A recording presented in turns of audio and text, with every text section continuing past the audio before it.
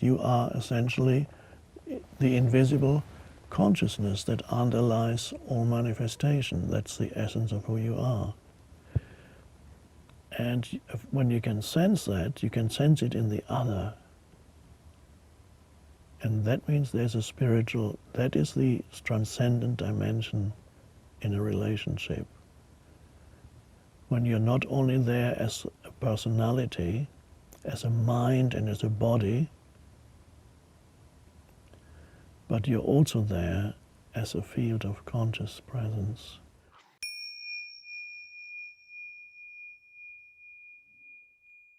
You are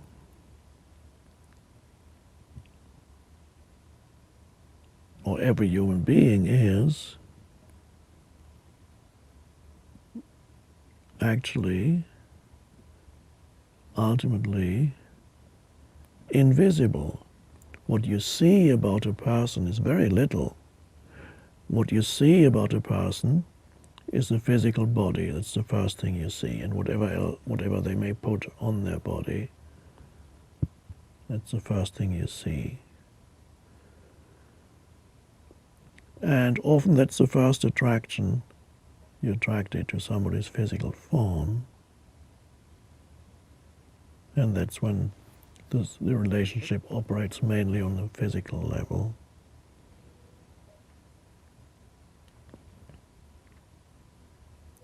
And then, of course, there's a personality there too that manifests through words and action. And that comes already out of the unseen, because there's a whole world of mind and emotion which you cannot see. You cannot detect with your sense. You can detect how certain emanation through facial expressions and the energy behind words that are being spoken. But thoughts are already invisible. Scientists have examined the brain, but they haven't actually found any thoughts. They don't even know yet really what a thought is. No matter how, with the most powerful microscope,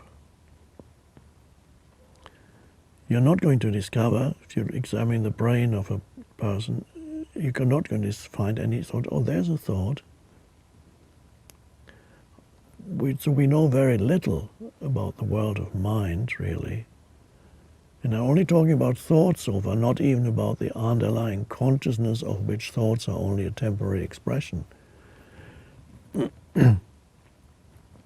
Think back for, let's say, can you, when you were 10 years old,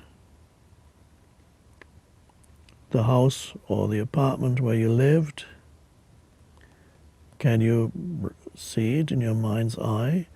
Can you sense you're opening the door and you're walking in?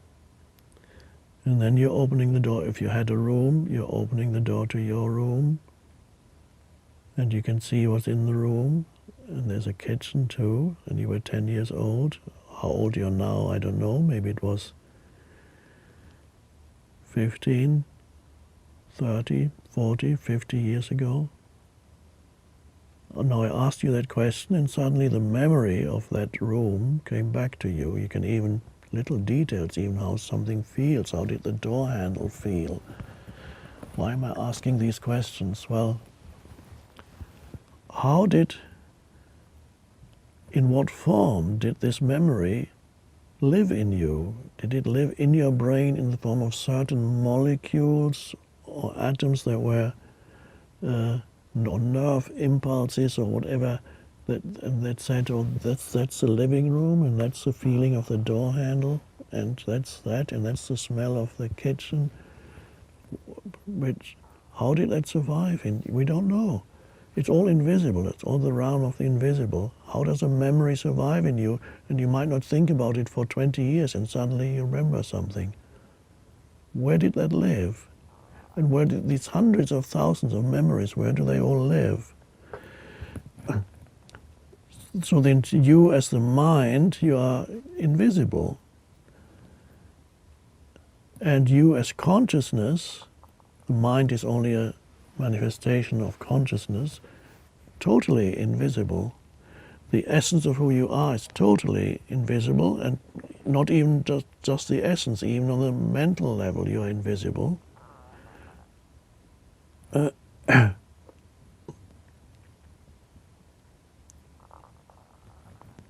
So, at the most essential level, feeling the realm of yourself, of your invisible self, feeling that in you is realizing that you are essentially the invisible consciousness that underlies all manifestation. That's the essence of who you are. And when you can sense that, you can sense it in the other. And that means there's a spiritual, that is the transcendent dimension in a relationship. When you're not only there as a personality, as a mind and as a body, but you're also there as a field of conscious presence. And the other person also is not just a mind and a body plus emotions, but more essentially a field of conscious presence. And as that, you can sometimes sense that when you recognize it in another, that the other is essentially, in essence, the same as you, on the level of consciousness. Not the content of consciousness, that's the mind, that varies the very different content of consciousness. But essentially, when you can sense the essence of who you are, then you can also sense the essence of who or what the other person is. And sometimes you can sense it when you look into a person's eyes for a couple of minutes, and you can then join together and feel that oneness beyond the personality. And then you don't even need to set aside time, although you can still do it and enjoy it, but you don't need to make it into a particular practice, although you might want to do it for a while. But even when you're just looking at another person, you see the body, you are aware of how their mind manifests through their words, their facial expressions, and so on, and you interact with that. You might touch the body of the other person. You may engage with their mind. You could feel the emotional bond, but you can also sense the underlying presence in you and in him or her.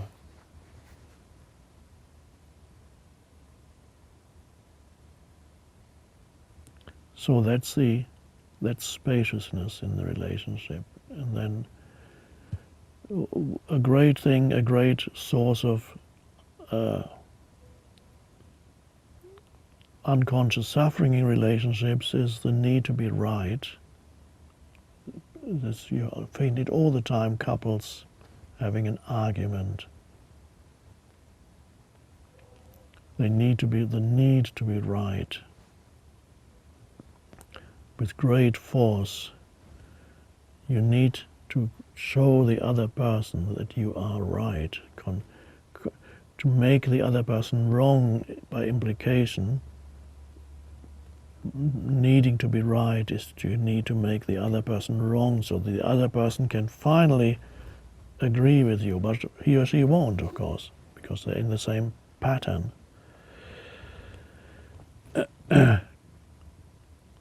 And that is there because of this complete lack of spaciousness. The need to be right is the mental emotional phenomenon of ego. You are identified with a certain position in your mind. You derive your sense of self from it. And that's why you need to be so defensive and aggressive, because you are defending your very life. It's illusory, of course, but that's how you feel without knowing it.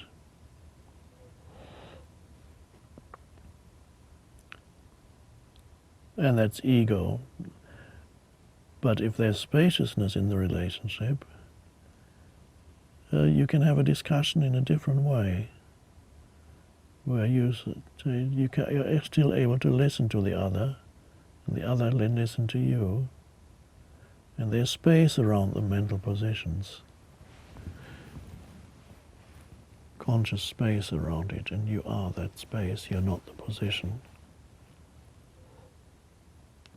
The same with children. It's very important to give to, when you relate to children, if you have children,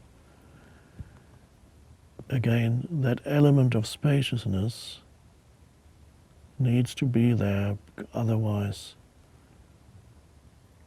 the most vital thing is missing in the life of the child. Then that would be your presence for the child. And the child wants that without knowing it consciously.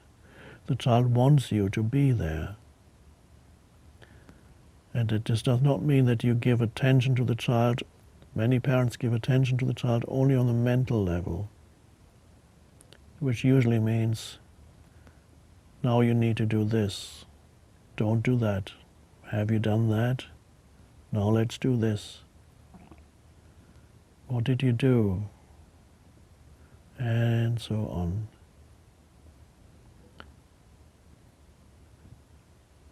Many parents, they're doing their best with their children, but they're not really giving attention. They're only giving attention on the mental level. There's a lot of doing. In many families these days, they continuously, everybody's doing. Now what do we need to do next? No, get this done, don't do that. And then they're on their phones. Complete lack of spaciousness. And children already grow up with lack of spaciousness in themselves and in the entire family environment. Children grow up with cluttered minds already, more cluttered than ever before, because they already have these devices.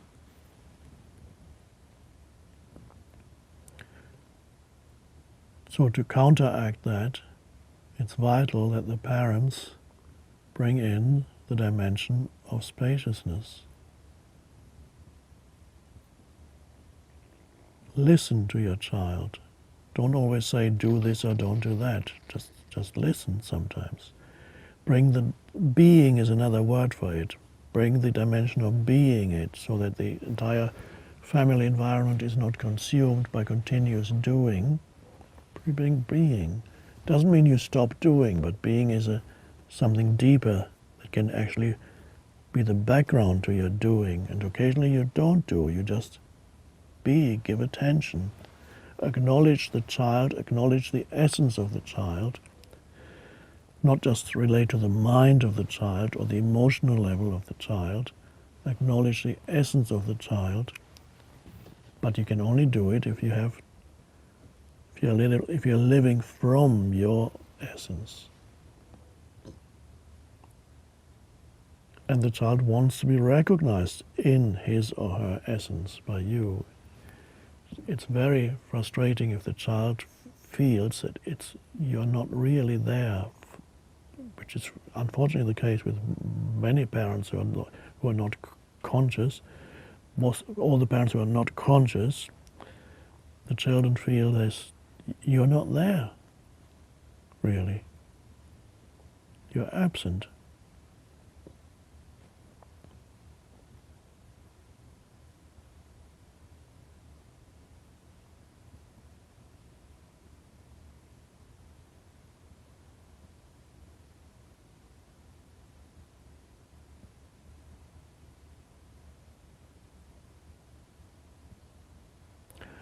With your children, but also other relationships, it means doing certain activities together that don't stimulate the mind too much. It can be very helpful. Being in nature together, have times when have agreements that there are certain periods when you do not use your gadgets, your devices, so that you can be there with the other person.